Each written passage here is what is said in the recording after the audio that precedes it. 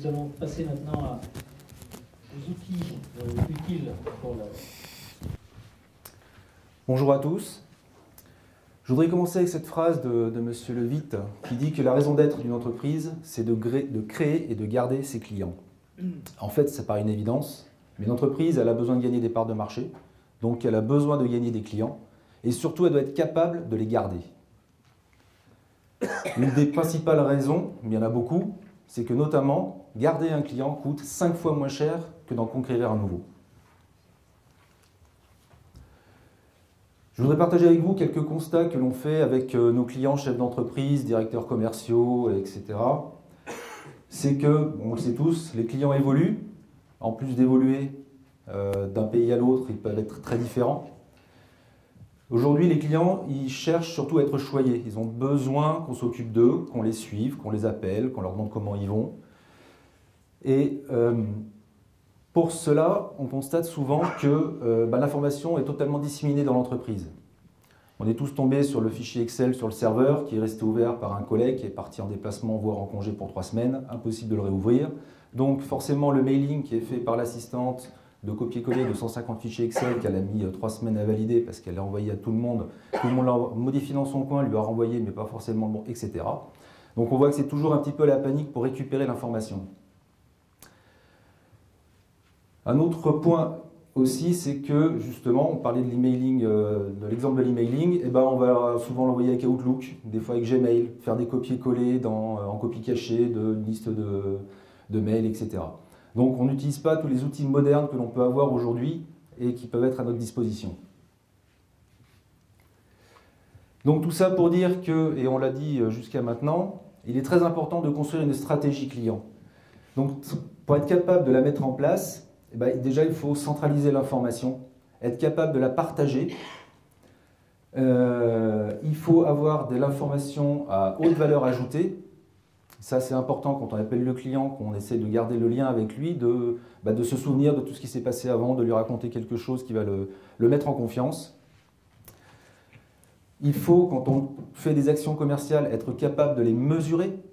Quel impact ça a eu? Donc l'objectif, bien sûr, c'est de se dire que si j'ai des actions commerciales qui ne fonctionnent pas, ça ne sert à rien de continuer à investir dessus. Par contre, j'en ai certaines qui fonctionnent, et le but, c'est de savoir pourquoi elles fonctionnent et encore de les améliorer et de les optimiser. Un autre point intéressant, c'est qu'il y a encore 20 ans, on produisait un produit et on essayait de le vendre à un maximum de gens. C'était vraiment de la vente de masse. Aujourd'hui, on a tendance à aller plutôt vers autre chose, qui est de se dire que j'ai un client, et ce client, je vais essayer de lui vendre un maximum de produits ou de services. En fait, le client, c'est un prospect de haute qualité. Je le connais. Il me connaît, on a établi une relation de confiance, même souvent c'est lui qui m'appelle, j'en profite et j'essaye de voir, de mieux le connaître et d'enrichir mon information que je vais pouvoir partager avec les autres pour essayer de déterminer éventuellement un autre besoin auquel je pourrais répondre. Donc c'est le sujet de la présentation. Forcément, pour faire tout ça, l'idéal c'est d'avoir un outil. Cet outil c'est le CRM ou GRC en français. Et cet outil, c'est important de bien le préparer, de bien le dimensionner et le paramétrer pour votre entreprise. Donc maintenant que j'ai fini ce petit constat, je vais me présenter. Donc je suis Jean-Pascal Charon, il y a une petite erreur, ce n'était pas Jean-Paul, mais ce n'est pas grave. Je suis consultant CRM au sein de la société Captivea. Donc Captivea, c'est une société qui est spécialisée dans la gestion de la relation client. Donc nous accompagnons nos clients à la fois, je dirais, en amont de leur projet de CRM. Donc on est là pour les accompagner pour faire un cahier des charges, éventuellement un audit, c'est-à-dire qu'il est quand même important avant de partir de savoir où on est. On va les accompagner tout au long de la mise en place de leur CRM. L'idée étant toujours de leur fournir un outil sur mesure par rapport à leurs besoins et par rapport à leur stratégie. Nous allons également former tous les utilisateurs. C'est toujours important pour qu'ils puissent adhérer à l'outil. Et ensuite, on va mettre en place un accompagnement durable en partenariat pour pouvoir les aider à faire évoluer leur CRM en même temps qu'ils vont évoluer dans leur entreprise et que l'entreprise elle-même va évoluer avec son marché. Et très important aussi, tout au long de ce cycle-là, il est très important de gérer la conduite du changement, c'est-à-dire impliquer les utilisateurs dès le départ, parce qu'on a beau avoir un outil merveilleux, très bien fait, très bien adapté, si les gens ne l'utilisent pas ou l'utilisent mal, c'est-à-dire ils rentrent des mauvaises données, je vais en tirer des mauvaises informations et donc prendre de mauvaises décisions. Donc ce que je vous propose, c'est de très rapidement, parce que moi aussi j'ai eu droit à mes 15 minutes seulement, de voir quels sont les avantages du CRM pour le développement commercial, comment on va le mettre en œuvre, les différents modes de déploiement, et enfin nous parcourrons quelques exemples de CRM qu'il existe aujourd'hui sur le marché. Donc tout d'abord, le positionnement du CRM dans l'entreprise au sein du système d'information. En fait, on voit que le CRM est vraiment la connexion entre le client et le reste de l'entreprise. Le CRM est en connexion avec tout ce qui est messagerie, site web, téléphonie, centralise toutes les informations et peut, le cas échéant, avoir une passerelle vers l'ERP et donc consolider toutes les informations. Alors, un CRM, à quoi ça sert? Un CRM va être là, en fait, pour accompagner l'entreprise dans tout le cycle de vie du client. C'est-à-dire que ça va démarrer au moment où on va faire du marketing de prospection. Donc il faut quand même pouvoir récupérer des clients. Ensuite, tout ce qui est activité de vente, les activités de support, service après-vente, supervision. Et on finit le cycle par du marketing de fidélisation. Donc marketing d'acquisition ou de prospection. L'objectif, c'est générer des prospects. L'outil va être là pour nous aider à gérer des campagnes d'emailing, des campagnes de téléprospection, d'intégrer éventuellement des formulaires sur son site web. Donc ça va permettre à moindre coût d'avoir de l'information qui va venir directement du prospect. Et puis tout un tas d'autres outils qui vont nous aider à qualifier les prospects pour ensuite pouvoir mieux cibler nos campagnes.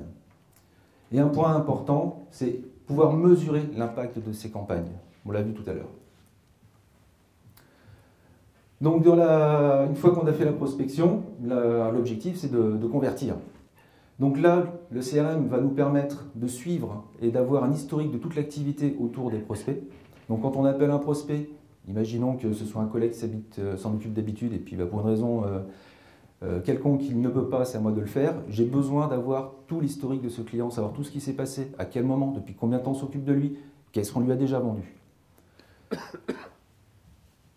Et au niveau des indicateurs commerciaux, c'est toujours important de savoir où on en est, donc quel taux de conversion on a, quel est notre chiffre d'affaires vendu, et également éventuellement du prévisionnel. Ça, c'est souvent très important, surtout si on doit faire des investissements ou partir à l'international. La partie gestion commerciale, l'objectif chiffré, recevoir des commandes, facturer. Donc là, le CRM va nous permettre de réaliser très rapidement des devis. Donc pour ça, il va falloir intégrer la gestion d'un catalogue produit. Et ça va nous permettre également de personnaliser les devis au maximum, c'est-à-dire de ne plus envoyer quelque chose de standard, mais vraiment que le client déjà se sente un petit peu choyé et différent. Faciliter tout ce qui est facturation, par conversion des devis, facturation en masse. Si vous avez des abonnements, par exemple, tous les mois, vous avez plusieurs centaines ou voire plusieurs milliers de factures à envoyer, autant les automatiser. Et puis, forcément, faire du suivi d'encaissement, ce qui vous permettra éventuellement d'avoir de l'information, vous dire, tiens, il y a du retard, pourquoi il y a du retard, je vais appeler mon client. C'est l'occasion de discuter aussi avec lui. Tout ce qui est support et service après-vente. Ça, c'est une partie un petit peu particulière parce que c'est quelque chose qu'on a déjà vendu. Le support. Donc il faut l'optimiser, il ne faut pas que ça nous coûte cher au quotidien. Donc là, l'outil va nous permettre éventuellement que le client lui-même vienne créer ses tickets de support ou nous envoyer automatiquement des produits à une adresse prédéfinie avec des codes barres qui vont accélérer le traitement. Toujours dans l'idée de choyer et de s'occuper de son client, on va pouvoir à chaque étape d'avancement du traitement de son problème ou de son dossier, pouvoir lui envoyer de l'information par mail, par SMS. On va pouvoir également développer une base de connaissances qui va nous permettre d'optimiser le support. Et il faut également bien penser que c'est un moment de contact avec le client.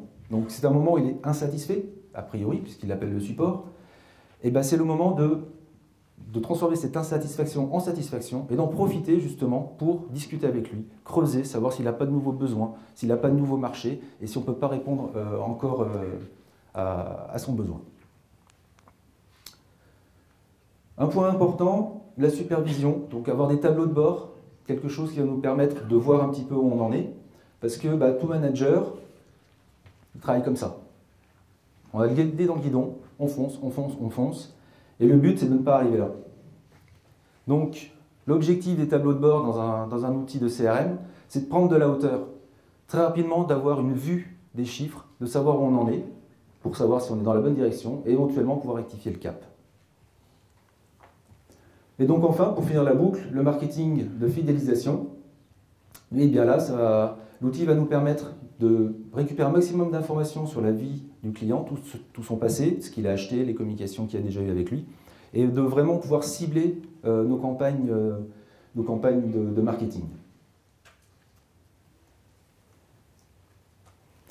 Je vais vous montrer très rapidement à quoi peut ressembler un CRM. Donc je vais prendre l'exemple de Sugar CRM, qui est une application web. Donc l'application web a plusieurs avantages. La première, c'est qu'elle est compatible tout OS. Que vous ayez un PC ou un Mac, il n'y a pas de souci pour l'utiliser.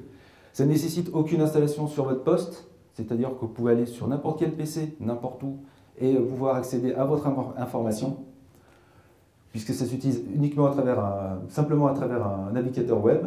Et en plus, l'information est accessible sur tout ce qui est mobilité, les tablettes, les smartphones. Donc voici un exemple de fiche client. Donc le but, c'est d'avoir l'essentiel de l'information, très rapidement, éventuellement des connexions sur les réseaux sociaux, c'est très à la mode, mais ça peut aussi des fois être très pratique. Des connexions avec des fournisseurs de données, pour avoir un peu plus d'informations, si on n'en a qu'un petit peu au départ sur un prospect. Éventuellement, gestion de scoring, qui peut être fait manuellement ou automatiquement, en fonction d'un certain nombre de critères. Mais on voit qu'ici, voilà, j'ai l'essentiel. Je n'ai pas besoin de plus au départ pour contacter mon client. Si j'ai besoin de plus, eh bien là, je vais creuser. Et je vais avoir, par exemple, tout l'historique de l'activité que j'ai avec lui.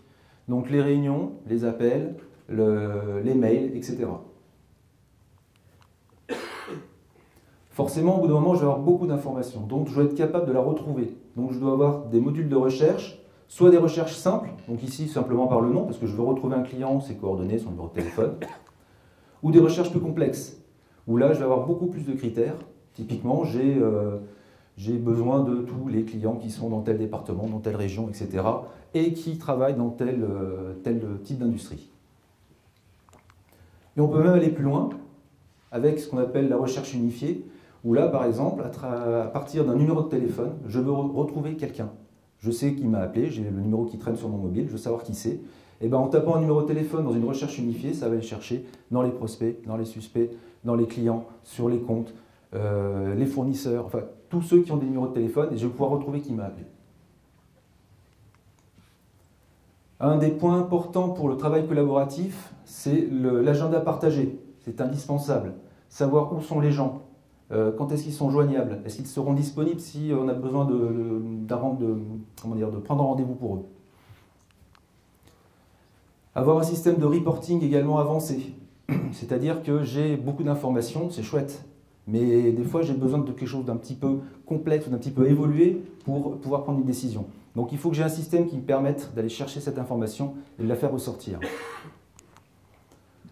Également quelque chose d'important, c'est lorsque je me connecte le matin sur mon PC, c'est d'avoir l'essentiel de l'info dont j'ai besoin à 8h30 avec mon café. La liste de mes rendez-vous de la journée et des 2-3 jours qui viennent, c'est toujours pratique pour s'organiser. Éventuellement tous les appels que j'aurai à passer, voir tiens là je suis un petit peu en retard aussi, c'est un petit rappel, c'est sympa. Suivant mon positionnement dans l'entreprise, avoir des petits rapports qui vont me donner l'état de l'activité. Et puis après, tout ce qu'on peut imaginer, et ce qui est intéressant par rapport au slide d'avant, c'est de pouvoir éventuellement mettre quelque chose à partir d'un rapport, donc quelque chose de vraiment complexe, de propre à mon activité, ou à mon positionnement dans l'entreprise, pour pouvoir éventuellement soit prendre des décisions dans la journée, soit lever des alertes. On a parlé tout à l'heure, les tableaux de bord. Bon, un exemple là de pipe par étape d'affaires. Et là encore, pouvoir pouvoir les personnaliser au maximum pour les ajuster par rapport à son besoin. Et après, il y a d'autres choses, des choses un peu plus modernes qui arrivent depuis quelques années, comme par exemple la géolocalisation. Donc ça, c'est un exemple qu'utilise Google Maps, qui va me permettre d'organiser au mieux mes tournées. Typiquement, j'ai un rendez-vous très très important ici à Chambéry. Qu'est-ce que je vais faire? Je vais faire l'aller-retour à Chambéry. Mais bon, tant que je suis à Chambéry, autant amortir le déplacement. Surtout que là, on parle de Chambéry, mais je pourrais aller à Stuttgart ou je pourrais aller à Tokyo. Et donc, avec un outil, ce qui est intéressant, c'est de se dire, voilà, je veux tous les prospects qui sont autour de Chambéry. Je peux également affiner en disant, voilà, c'est une journée que je vais consacrer à tel thème. Et je peux vouloir affiner en disant, je veux tous les prospects et tous les clients qui travaillent dans tel type d'industrie ou qui ont acheté tel produit, etc., etc. La mise en œuvre d'un outil de CRM. Donc, l'important sur le CRM, c'est vraiment d'avoir un outil sur mesure et adapté à votre métier et à votre domaine de travail. Donc, il faut pouvoir personnaliser à la fois les écrans, mais également les données que vous allez y rentrer. On en a parlé tout à l'heure, l'accompagnement dans la conduite du changement. Les commerciaux ne sont pas des gens qui aiment la paperasse. Ils n'aiment pas prendre du temps pour aller rentrer des données. Donc il faut les impliquer dès le départ, parce qu'il y en a toujours un qui va dire « oui, mais moi j'aurais besoin de ça, parce que ça me manque, j'aimerais bien, ça m'aiderait ». Et on va prendre ça en compte, on va essayer de l'intégrer au mieux dans l'outil, et il va se sentir intégré dedans. Et donc il va au moins faire l'effort d'y aller. Chez Captivea, on a deux méthodes de mise en place des outils de CRM.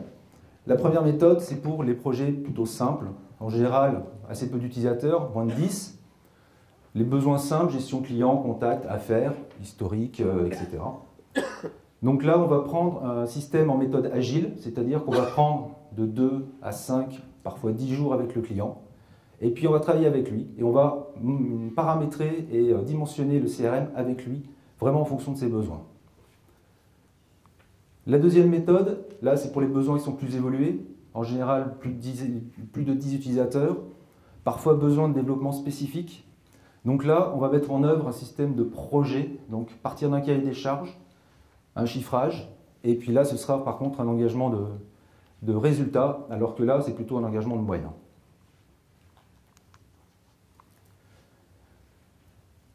Donc, pour résumer un petit peu tout ce qu'on vient de dire et puis qui est repris des présentations d'avant, il est vraiment important de connaître les enjeux de la relation client, tout ce qui est théorie, d'une part, mais aussi ses objectifs à court, et moyen et long terme. Pour cela, il faut toujours dimensionner le CRM, on va dire, petit. Ça ne sert à rien de tout avoir tout de suite. Le but, c'est vraiment d'avoir au départ le minimum pour prendre des décisions, fixer les grands caps, et au fur et à mesure, les besoins vont s'affiner, et il faudra redéfinir et faire évoluer le CRM en fonction. Les différents modes de déploiement. Donc, le premier et le plus important aujourd'hui, c'est le SaaS, dont on parlera donc, à la fin, dans la dernière présentation. Le deuxième mode, qui était encore à la mode il n'y a pas très longtemps, c'est sur site, c'est-à-dire que chez vous, dans votre entreprise, il y a un serveur, et vous voulez que le CRM soit hébergé sur ce serveur. Mais infogéré, ça veut dire que le prestataire qui s'occupe de votre CRM est le seul à y avoir accès. L'intérêt, c'est qu'on est sûr que vous n'allez pas bidouiller dedans, casser quelque chose, et là c'est un problème de responsabilité. Et le dernier point, c'est sur site, mais là vous gérez vous-même votre serveur, vos sauvegardes, les backups d'alimentation, etc. en cas de panne, tout ce qu'il y a autour. Donc nous,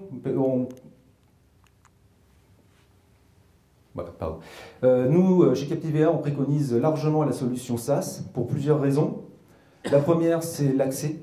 Puisque si vous êtes chez vous dans votre serveur, je ne sais pas, vous avez une panne d'électricité. Tous vos commerciaux itinérants n'ont plus accès à l'information. Tout ce qui est technique, c'est simplifié, c'est pas vous qui vous occupez, c'est nous.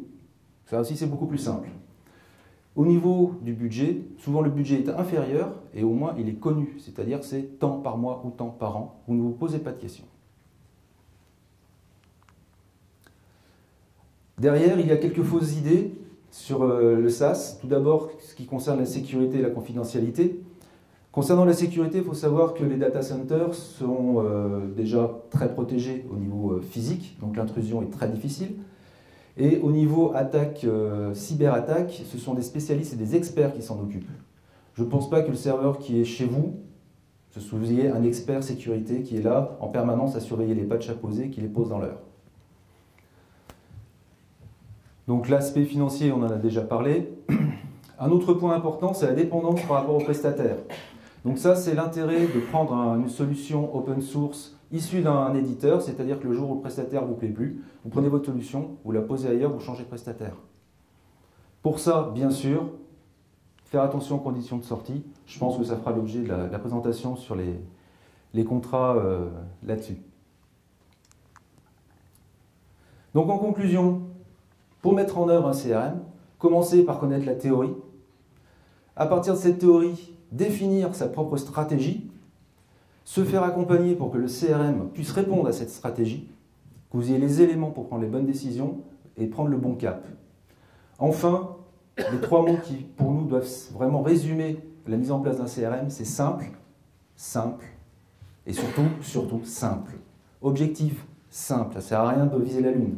Mise en œuvre pragmatique, c'est un mot qui est beaucoup revenu ce soir, j'ai noté, et mise en œuvre simple. Et enfin, viser une utilisation simple pour que les gens adhèrent et vous fournissent l'information dont vous avez besoin. Dernier point rapidement, les différentes solutions. Donc Sugar CRM. Sugar CRM, c'est un logiciel donc open source, donc nous avons accès aux sources qui nous permet de l'adapter à vos besoins, mais issu d'un éditeur, c'est-à-dire que derrière, si vraiment il y a un gros problème, on peut se retourner contre quelqu'un, ou en tout cas vers quelqu'un dans un premier temps pour qu'il résolve les problèmes. Il y a Zoho CRM qui là existe uniquement en SaaS, qui n'est pas open source, mais qui a l'avantage pour les petites sociétés qui ont des besoins simples d'être relativement économiques et de répondre facilement à leurs besoins. Il y a ensuite Salesforce qui là par contre est un outil très puissant, très complet, très cher. Et surtout la surprise avec Salesforce, il faut bien y faire attention, c'est que le prix dépend beaucoup de la quantité de données que vous rentrez. Donc forcément, plus votre entreprise va évoluer, plus vous allez rentrer de données et plus ça va vous coûter cher. vTiger, qui en fait est issu de Sugar CRM, mais qui est open source communautaire. C'est-à-dire que si vous avez un problème, il faut vous tourner vers la communauté. Donc il y a beaucoup de personnes, plein de bonne volonté, mais ils sont là, peut-être, ou pas. Donc attention au support. Tous les ERP, pratiquement, ont des modules CRM, mais pas spécialisés, pas forcément très flexibles, donc pas forcément adaptés à votre besoin. Quelques CRM historiques, des Siebel, des Dynamics, des Sage, dont on parlera, je crois, juste après. Et puis enfin, vous en avez des centaines et des centaines sur tous les sites communautaires, des MyCRM, des OpenCRM, des FreeCRM, etc., etc. Donc ces produits sont gratuits, souvent, mais n'ont pas de support et souvent très difficile de vraiment les adapter à votre besoin. Je vous remercie.